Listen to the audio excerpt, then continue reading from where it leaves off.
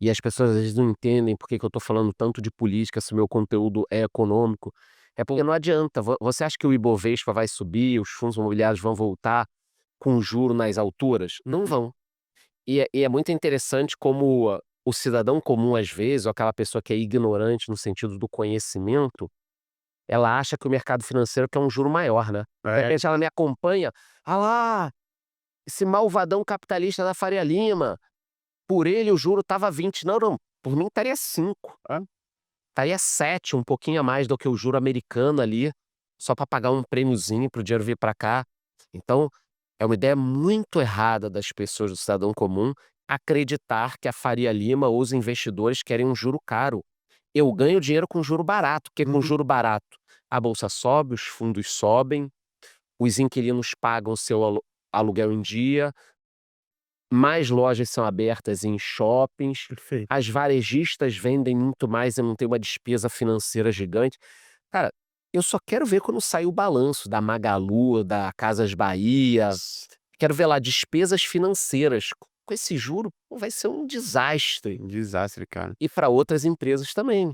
Não é bom para construtoras. Sim. Pô, como é que você carrega uma obra 4 anos, carregando uma obra, investindo, alocando um recurso ali para talvez vender alguns imóveis depois, ou ficar recebendo ali com 30% de inadimplência, 40, né. Dependendo da linha que você opera, o teu cliente, ele é altamente dependente de crédito. Que crédito? E aí ele Conhecido mas ele nesse vai patamar. abandonando no meio do caminho, aí te processa.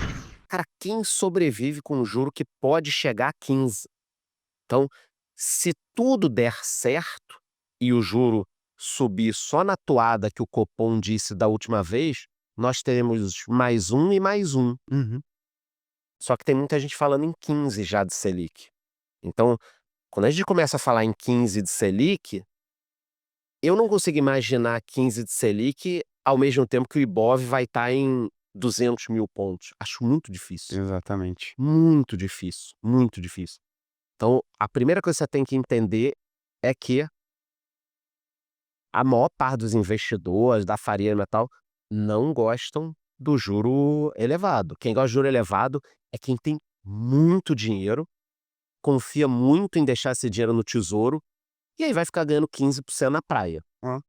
Não, e É. detalhe, né, cara, se a gente for pegar assim: "Ah, mas é porque juro alto é bom para o investidor". Cara, vamos pegar o exemplo de alguns países que Uhum. historicamente têm juros mais baixos, por exemplo, os Estados Unidos. Cara, os Estados Unidos têm juros historicamente muito mais baixos que o Brasil. Ah, então o investidor lá não ganha dinheiro. Pelo contrário, ele ganha muito mais, só que ele não ganha na renda fixa. Ele ganha na renda variável, ele ganha em Ele ganha ação, arriscando. ele ganha em negócio, ele ganha em imóvel, ele ganha em fundo imobiliário, cara, ele ganha em coisas de risco e que são compensadas por esse risco E maior, né. e ele não ganha sozinho, ganha toda a sociedade, Ex porque você está fazendo com que este recurso gere investimento, que gere emprego, que gera mais consumo, ganha todo mundo. Na economia real, né, É cara. economia real. A gente pode dar um exemplo aqui. Vamos supor que eu tenha uma fábrica de camisas. Aí, pô, a minha fábrica está indo razoavelmente bem agora, e pintou a oportunidade de eu comprar mais um galpão, umas máquinas e expandir o meu negócio. Se eu tiver que pegar dinheiro emprestado, essa Selic é uma fantasia, tá? Na vida real, você vai conseguir dinheiro muito mais caro do que a Selic. Vamos supor que eu consiga dinheiro a 20, 25% ao ano, com todas as taxas, tarifas, impostos, né? Porque pode ter alguém que fala: ah, não, mas aí, pô, eu já vi ali que o Bradesco tem uma linha, e Banco do Brasil. Tá, segue a linha inteira que os caras têm pra tu ver quanto vai dar lá no final da conta. Exato, o negócio, né? Então, até porque é o seguinte, por que que o banco vai te emprestar dinheiro muito mais barato do que ele ganha na Selic, entendeu? Tipo: "Ah não, o meu banco me empresta dinheiro a 5%. Tá subsidiado esse dinheiro pelo governo pra alguém?". "Não, não, é uma linha do banco mesmo". "Não, não é uma linha do banco, não tem como o banco te dar uma linha que ele vai ganhar muito menos do que se ele botasse o dinheiro no governo e ficasse A parado". conta não fecha para É, ele, porque ele quando capta mais. acontece isso, você vai ver o cara ele tem um CDB lá que roda 20% do Com o CDI, dinheiro dele, tu sabe, ele tem com o dinheiro e dele. eu apliquei lá em um ativo do banco, e ele me deu uma linha de 5% ao ano, mas tá bom, quanto você tá recebendo nesse investimento? 20% do CDI, eu falo: "É, realmente, você tá perdendo num lado Tá pra com o ganhar dinheiro no dele. outro, né". Então, se eu tenho um negócio e quero expandir, com o juro brasileiro, para pequena e média empresa de 20, 25%, quanto meu negócio tem que render só para eu pagar as contas do investimento. Aí é o que você falou dos Estados Unidos. Nos Estados Unidos, agora o juro tá caro, mas vamos voltar à média americana ali, sei lá, de 2,5. Uhum. Pô, se você tem capital quase ilimitado a 2,5, porra, a- você precisa ficar abrindo o negócio, quebrando, montando, ampliando, fechando com muito mais facilidade do que aqui, porque a penalidade para o negócio dar errado é muito menor quando dá errado. Então, eu trabalhei mais de 10 anos visitando negócios, trabalhando nessa área.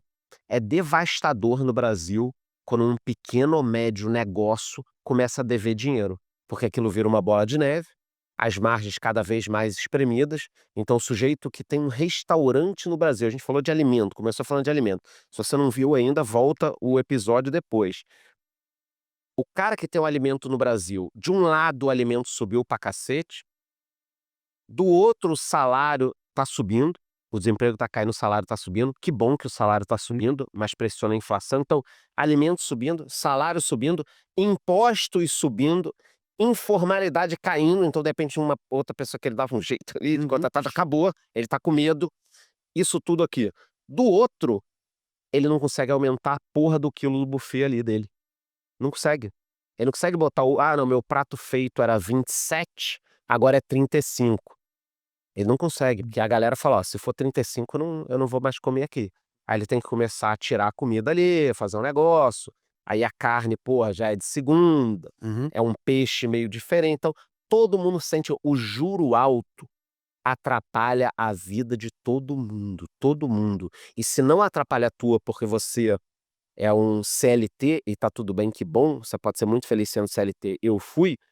Se ela não atrapalha a tua vida, entenda que ela atrapalha de todo mundo, né, você não sente graça a Deus. De repente tem gente assistindo o episódio aqui: "Pô, então ferrou o Brasil?". Calma, É. o que que acontece? Como a gente tá esticando muito a corda para o lado do juro elevadíssimo, ele em algum momento vai voltar um pouco também, nem que seja para uma média de 8, 9, 10, que há um tempo atrás seria alta, mas olhando de agora, seria uma queda muito forte, que na minha opinião elevaria de forma muito rápida tanto ações quanto fundos imobiliários no Brasil. Sim. Então, eles estão baratos? Estão. Podem ficar mais baratos? Muito mais baratos. Mas a cada descida, eles estão criando também uma tensão muito grande. A grande decisão do investidor que quer investir no Brasil, que de repente alguém assim: mas eu não quero investir no Brasil, eu só invisto no exterior. Ok, foda-se, então você não faz mais parte desta discussão nacional. Agora, para quem quer ganhar dinheiro no Brasil em ações ou fundos imobiliários, o que a gente tem que entender é isso. Você está formando uma tensão muito grande. Estão empurrando, empurrando, empurrando. Algumas empresas estão melhorando a administração, melhorando o lucro, fazendo recompra. O mercado evoluiu. Elas estão sofrendo com uma coisa, um problema: juro elevado. E a hora que resolver isso, o que que vai acontecer? Eu vou esperar o melhor momento para comprar as ações e os FIIs quando o problema estiver resolvido. Porra, cara. Ai. É, bom, eu vou precisar, eu vou precisar de alguém para eu poder vender como eu vou precisar de alguém, Tudo, né? vou precisar, na hora que eu quiser vender, eu vou precisar de alguém comprando, é essa pessoa. É. Cara, não, e eu tô Qual caçando vai ser o aqui. momento? Será que é, por exemplo, é que a gente só vai saber o viés do Copom depois da primeira reunião, 29 de janeiro, 7 da noite, a gente vai poder ter uma conversa um pouco melhor. É. Mas se realmente só forem subir 2 vezes, uma e mais uma, e a tendência for de continuar a cair, eu acho que já é uma notícia positiva. Porque o grande problema é a gente não sabe qual o topo, Uhum. nem por quanto tempo vai ficar. Sim. Essa alta, pô, ano que vem, talvez seja uma coisa que vem na minha cabeça, ano que vem, pode ser ano que vem, né, mas ano passado, no início do ano, puta alta dos FIIs, né, estava com FII com 15, 20, 30% de alta, eles caíram e ainda foram andar abaixo. Mas, com a sinalização de que a Selic pode se estabilizar e começar a cair, talvez daqui a 3, 4 meses, a gente tem que estar ligado num possível movimento. Então, no meu caso, eu estou fazendo compra de bons ativos, ciente de que vou tomar um calor, por enquanto. Mas em algum momento vai aparecer uma janela e o grande problema é perder o timing. Quem estiver aguardando, não, eu vou pegar naquela semana certinha ali, vai pegar? E você vai fazer isso com quanto? Vai mudar a tua vida? É uma boleta que vai mudar a tua vida? O que muda mesmo é a disciplina dos aportes e você construir um patrimônio. E especificamente em relação a fundos imobiliários, ah, diferentemente de outros ciclos, inclusive de mercado mais deprimido, hoje você tem um carrego de renda num patamar 10%, 12%. espetacular. Espetacular. Cara, se esse mercado de merda continuar dos fundos imobiliários, pô, 10, 12% ao ano em bons FIIs durante de BR, por enquanto. continue, que fique 5 anos assim, Cara, tem FII com 0,70 de preço ao valor patrimonial e pagando 1% ao mês. Bons FIIs. Eu falo, cara, eu não me lembro dessa combinação em bons FIIs. Normalmente você tem naquele FII que tem um problema ali dentro. Que ele vai ficar com 0,70 em cima do valor patrimonial, porque aquele 1% pode cair para 0,9, 0,8, enfim. Mas realmente existem bons FIIs. Então, A gente tinha assim, tem um fundo aqui que é 0,60 o preço ao valor patrimonial só porque tem um imóvel vazio. Aí eu falo, pô, que legal, então se encher esse imóvel, tá? Quando eu ia ver o imóvel era um prédio caindo. Eles falam, bom, então talvez não tenha nenhum inquilino ali. Exato. Agora você tem FIIs baratos, quando eu digo barato é a relação preço ao valor patrimonial, que a gente não olha só isso, obviamente, mas você olha lá, o FII está abaixo de 1, abaixo de 0,9, 0,8, é do segmento de shoppings, tem 5, 6 shoppings ou 20 shoppings, está pagando, o varejo está ali bem ou mal sobrevivendo, a inflação, shopping é mais pulverizado, mas você não depende de um inquilino só, sabe? As condições estão dadas, aí tem esse carrego de 9, 10% ao ano, sem impostos. você encontra ótimos fundos no segmento shopping center, já que a gente falou deles, que estão entregando 11, 12 ao ano. 11, 12 ao ano. E que shopping a gente tá falando? Aí você abre e são shoppings, assim, nas principais regiões metropolitanas, shoppings consolidados, não foram shoppings que abriram ontem, já são shoppings consolidados que estão há 10, 15, 20, Dá um 30 exemplo anos. aí do shopping, Ricardão. O pessoal gosta de pôr um nominho. Você pegar, vamos pegar a carteira de fundo mesmo, eu posso recomendar, vamos pegar nome, XP Malls, por exemplo. Pô, ótimo. XP Malls, você pega o histórico dele, né? Ele começou ali para valer, nasceu no final de 17, começou para valer em 18, tá? Então, o que eu faço? Eu não olho o nível do dividendo que ele está distribuindo, porque ali você pode estar contaminando com não recorrente, algumas coisas ali. Ótimo. Vamos para o fundamento. Então, você abre lá, tá na planilha, no site do fundo, você abre lá a planilha de fundamentos. Então, lá tem o NOI caixa, é quanto o shopping gera, o NOI vai para o bolso do dono. Resultado operacional líquido, quanto vai para o bolso do dono. Tá lá por trimestre, né? Então você compara com o mesmo trimestre do ano anterior, sazonalidade de varejo, né? Terceiro trimestre de 2024, que é o último disponível, né? Quando a gente está produzindo esse episódio, contra o terceiro trimestre de 2018, que é o terceiro trimestre da série dele. Crescimento 60%. Qual foi a inflação nesse mesmo período? 30 e qualquer coisa. Cresceu real, então. Cresceu real, né? Aí você olha, foi só não, você volta nos outros trimestres, você vê crescimento constante da geração de resultado nos ativos. Teve o hiato da pandemia ali, mas ninguém está esperando outra pandemia nos próximos 10 anos, né? Então, você tira o hiato da pandemia. É isso que eu procuro no ativo imobiliário, é a capacidade de ele crescer resultado ao longo do tempo, e ele está fazendo isso. Aí você olha para o preço que ele está negociando, hoje você pode pegar lá o nível de preço dele em relação ao valor patrimonial, é um dos menores da história dele. Em um ou outro momento ali da pandemia, você teve uma situação tão deprimida. Pô, a gente tá falando em pandemia, a gente não sabia nem se ia estar vivo nos E a meses pessoa seguintes. pode ter uma oportunidade de travar um rendimento pelos próximos 5 a 10 anos É mais do que travar, gigantesco. porque, mais uma vez, eu trouxe a informação, o NOI caixa está crescendo. O NOI caixa que vira dividendo.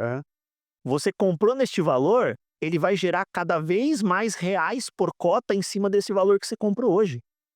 É o dividend yield crescente ao longo do Uhum. tempo em cima desse valor que você comprou hoje. Uhum. Então, para mim, assim, você tem uma simetria muito favorável. Ah, é o menor valor que ele vai chegar? Não tá a menor ideia, provavelmente não, vai chacoalhar, só que eu não tô preocupado com os próximos 6 ou 12 meses.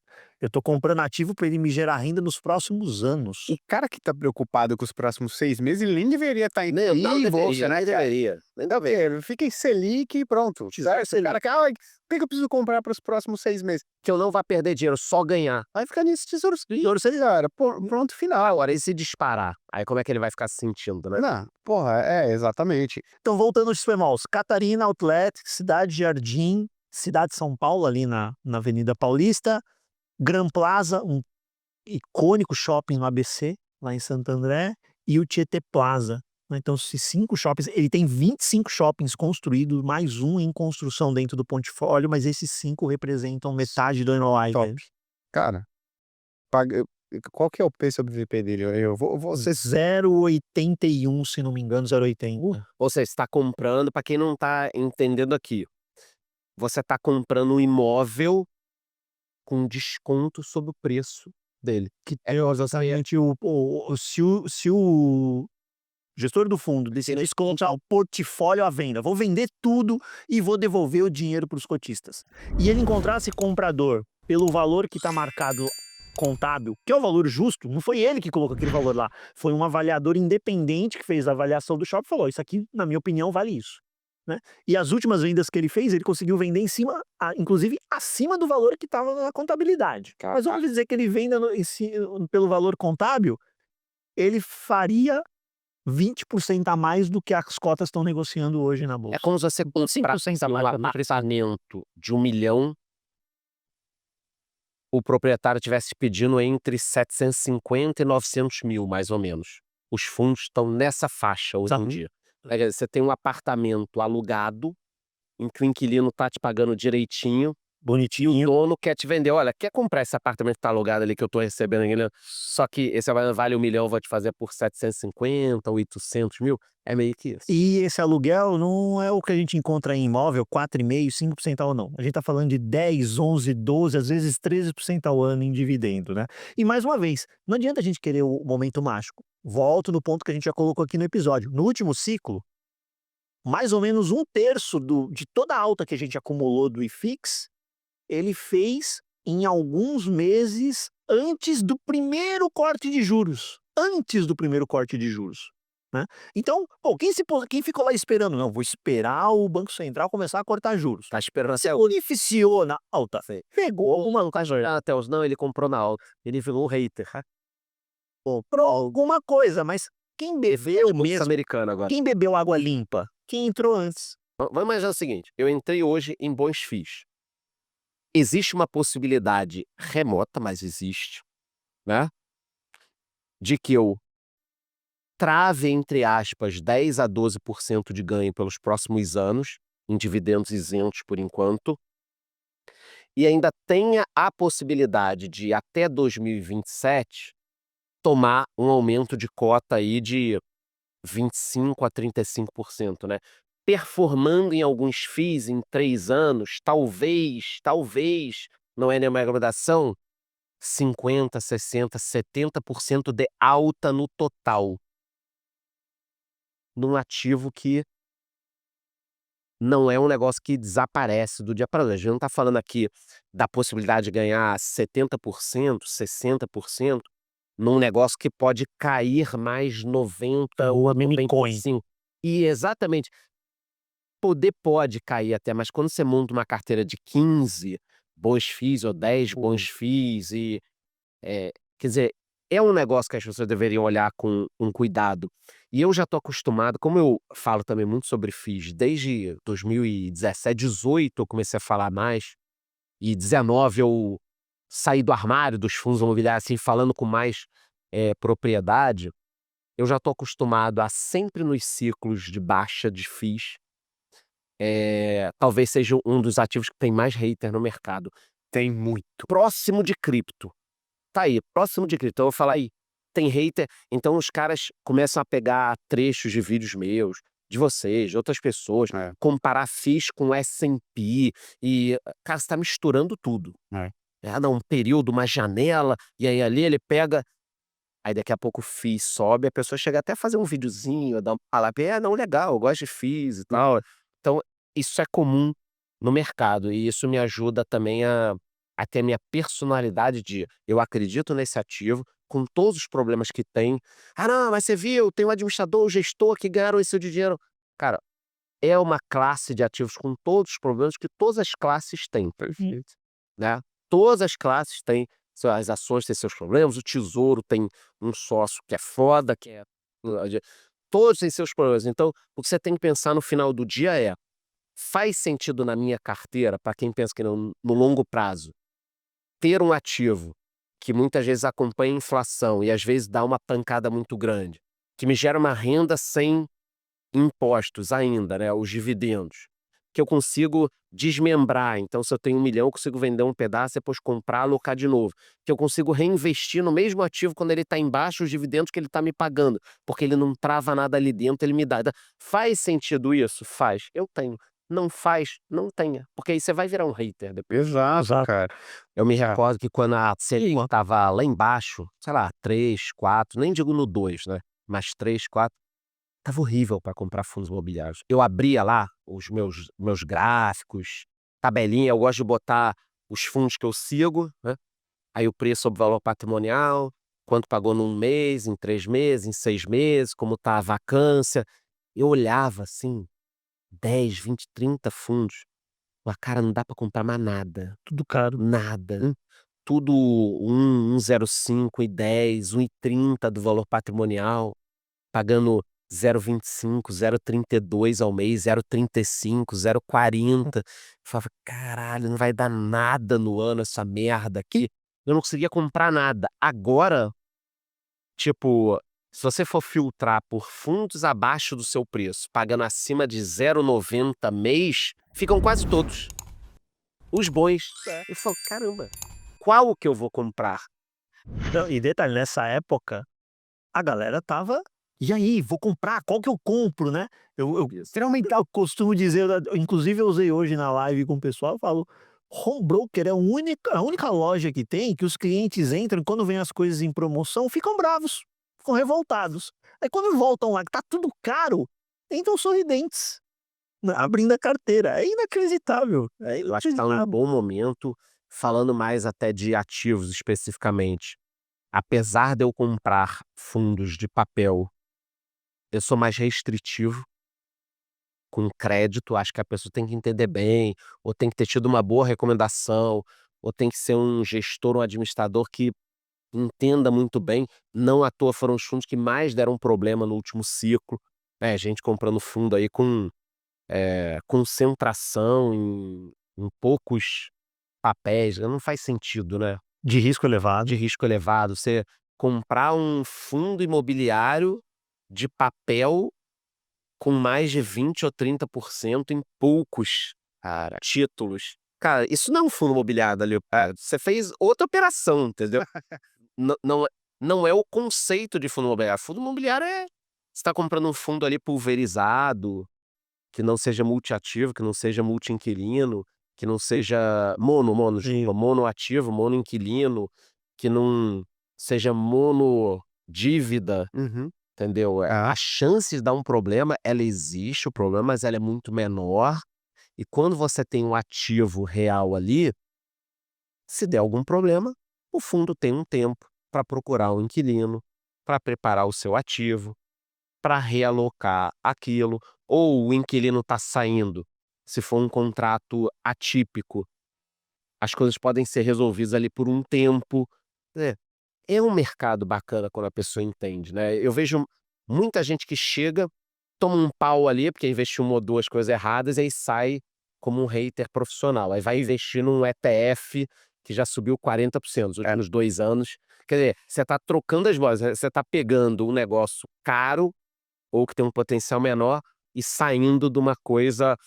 É muito comum quando a pessoa começa a investir fazer isso, é muito comum mesmo, porque Então você vai trocar. cria a sensação de que, Pô, quantos seguidores eu tenho que me escutavam encher o saco falando sobre Bitcoin em 2020, que estava $5.000. Eu gritava lá nas lives e tal, porque Bitcoin você não tem tanta restrição de recomendar, né? Uhum. Nessas coisas de ativo. Fala, caralho, tá barato, vocês estão loucos e tal. Aí a pessoa não entrou. Aí agora que tá $100.000, o cara quer botar todo o dinheiro deles. Exato. E fundos imobiliários, quando tava caro, a pessoa queria.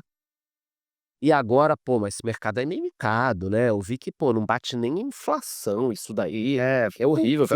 Eu vi um influenciador que falou que tem que botar tudo em ETF americano, que fundo imobiliário não vale nada. Aí você vai ver um influenciador, o cara fala há um ano do ativo. Então o que que acontece? Você pegou um ciclo de alta. Uhum. Você deu uma sorte bacana. Mas e aí? E os períodos que aquilo ali não vingou? Como é que vai ser o comportamento daqui pra frente? Você tem a certeza que isso vai continuar subindo? E quando a pessoa pegar 5 a 10 anos sem alta, que nem já aconteceu em momentos em todos os países. Ah, E quando os Estados Unidos ficar o mercado em crise 5 anos, sim. parado, você acha que o teu seguidor vai cair nesse teu papo que você é um investidor de longo prazo e não sei o que tal? Você vai ferrar a vida dele como investidor. Então, eu acho que você tem que levar o conhecimento, mostrar tudo e a pessoa decide, olha, para mim isso é que faz mais sentido, para mim é um fundo de previdência, para mim é fundo imobiliário, eu me sinto mais confortável com ações, eu gosto de ETFs, eu também gosto. De repente a pessoa quer montar uma carteirinha com 5 ETFs lá fora, 5 fundos imobiliários aqui no Brasil para cair um rendimento todo mês, um tesouro direto e de repente um Selic ali para reserva de emergência dela. Caralho, já é um investidor, né? Já tá ali, recebe dinheiro todo mês, tá exposto no exterior, saiu do risco Brasil, tá aqui ganhando também na marcação a mercado nesse juro alto pra caralho brasileiro. Pô, o cara já compôs sem muita engenharia. O cara não precisa de uma inteligência artificial para ver isso aqui.